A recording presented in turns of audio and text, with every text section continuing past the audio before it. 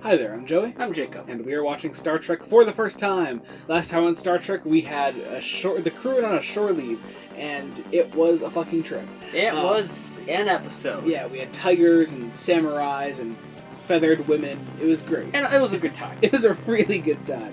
So, today we enter Star Trek in 1967 with the Galileo 7. Sounds like it's going to be a ship episode. I would assume so, but hey, who knows? Who knows? The show has surprised us before. Indeed. Yeah. I guess we'll see. I don't know. I'm not...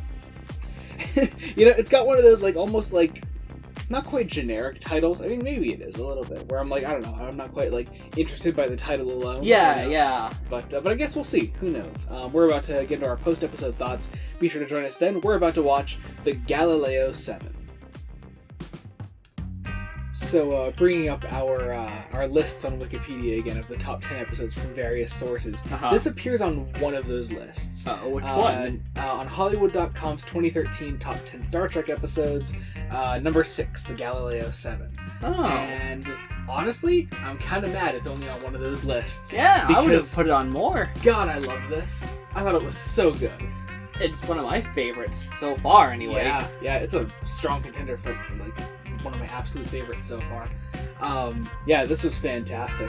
So this takes place around this planet called TOS 2, and it's a Kirk light episode, which I think is interesting. There wasn't much Kirk in this, but actually, honestly, it was very welcome because it's about this crew of 7 members that get taken down to TOS 2. They're transferring these medical supplies. They get trapped down on this planet, and only 3 of the characters on this ship we've met before. The other 4 are completely original to this, and I loved them. I thought they were such great characters. They were strong characters, more importantly. Yeah. So on this shuttle called the Galileo, we have Spock, McCoy, and Scotty, and then we have 4 members named Latimer, Gaetano, Mears, and Boma. They're all great. They are all absolutely standout characters. And maybe not Latimer, because he dies in the first 10 minutes. I'd say Latimer's probably got the shortest end of the stick. But beyond Latimer, they were all fantastic.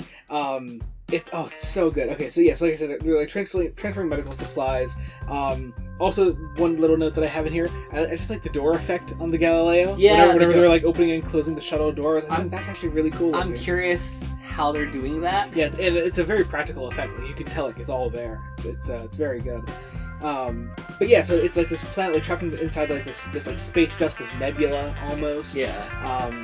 And so when they get down there, they can't leave when they're trapped down there. Right, and it's all ionizing, so they can't beam down, they can't beam up, they can't radio. Yeah, and the ship literally needs to be light enough to get them back up there. They quickly realize that there will have to be some people that they do not take back with them, and or at the very least that have to stay behind for trip 1.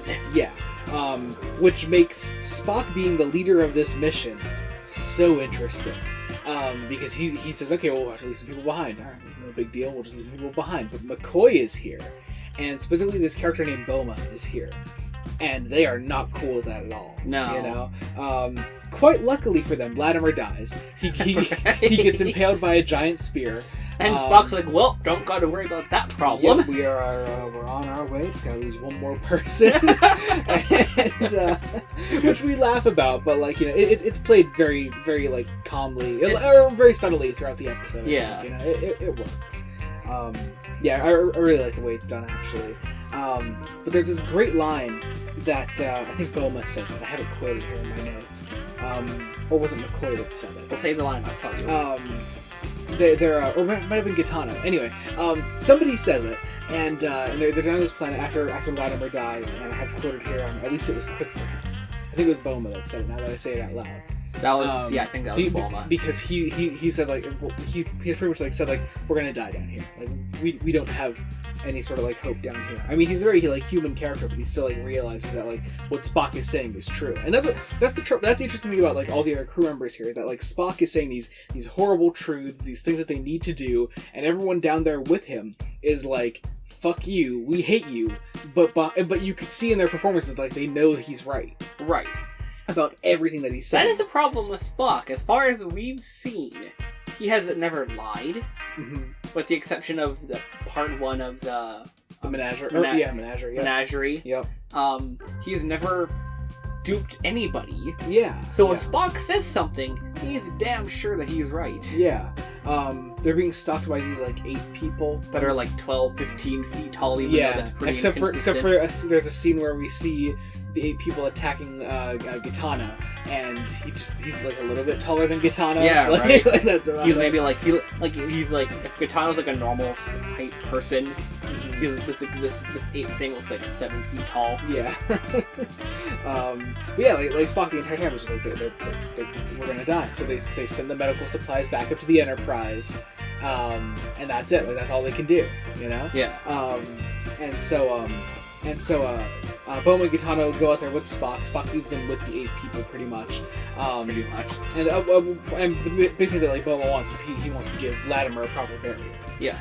He's at the very least, grant us this, whatever. So they go out there, and they split up, and Gitano dies. He gets attacked by one of the 8 people.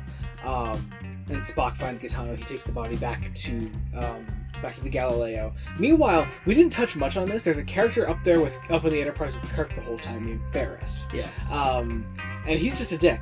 He's not even the villain of the episode. He disappears halfway through.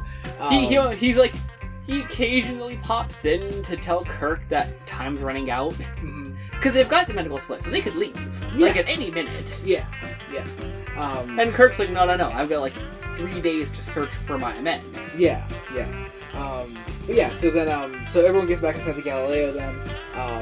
The 8 people attack. They don't have an actual name. They're just the natives of this planet. Right. They don't give them an actual name. Which is actually kind of cool, now that I think about it. Because it's not I like whenever Star Trek does more the horror of the unknown, you know? Right. Nobody else is going into this nebula thing. Nobody else is going. No one else ever has. Probably no one ever will. Yeah, again. and if they're down on this planet, they were probably killed by these natives, you know, like Gitano and Latimer were.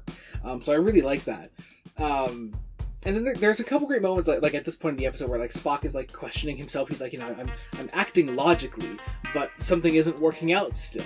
You know? It is the my proverbial air quotes human element. Yeah, it's really interesting. So Kirk obviously wants to wait for them. Meanwhile, after Gitano dies, Bomo also wants to bury him properly. Kirk then is totally he has to abandon this mission pretty much, and he's alright, fine, let's make our way back at normal speed, as slow as humanly possible, Sulu. But it's interesting. I like seeing that in Kirk because Kirk is first off, following orders. He has to let that crew go. Let alone the fact that we have 3 named characters, or 3 names that we know ahead of time. Yeah. Before this episode that he has to leave behind. So he's ready to leave the people behind because he has to, but also he's not giving up on them. So I like that.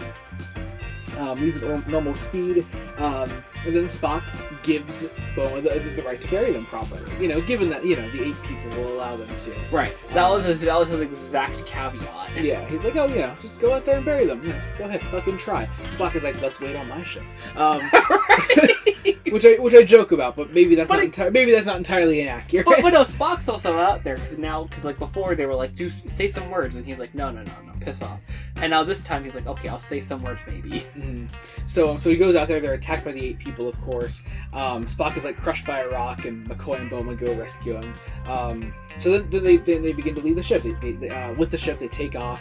Spock is saved. They get out of there, and so now the ship leaving the planet is just Spock, Mears, Scotty, and McCoy and Boma, and that's it. Yeah. Which actually is interesting because they're Latimer and Gitano were the only 2 yellow shirts on the team. Yeah, right. It was all the yellow shirts that died this time. Yeah, right. Yeah. So, but yeah. So they leave. Everyone kind of hates Spock in this moment. You feel that tension in that room. Right. Because they're just you're a dick. You're awful. Right. And Spock is making some pretty irrational choices. They're we can't leave. We're basically stuck. And Spock tells Scotty to move. Yeah. He does something. Well, before that, I wanted to call it a great moment where Spock actually admits that he's wrong. Oh, yeah. He's like, I failed. I've made the wrong choice. And another line that I quoted in here. It's such a great line. After Spock admits that he's wrong, McCoy goes, "At least I lived long enough to hear that." And I love that. That's such a great moment. But then Spock, as you're about to get to, he jettisons the fuel, which sends them flying, makes this big like ripple in space. Yeah. Which Kirk sees through the Enterprise. It's basically just a line of as